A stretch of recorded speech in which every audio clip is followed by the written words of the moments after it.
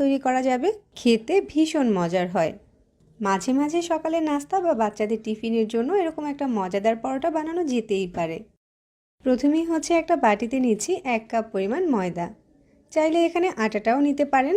ময়দার সাথে লবণ দিচ্ছি পরিমাণ মতো, 2 টেবিল চামচ দিচ্ছি রান্নার তেল। এখন ময়দার সাথে তেলটাকে খুব ভালোভাবে মিশিয়ে নিতে হবে।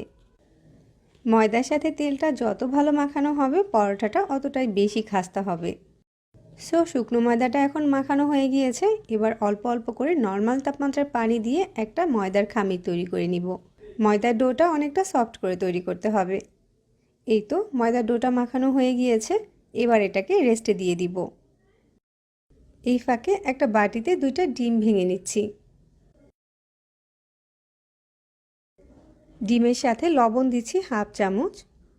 এরপর লাল মরিচের গুঁড়া দিচ্ছি 1/2 চামচ পরিমাণ।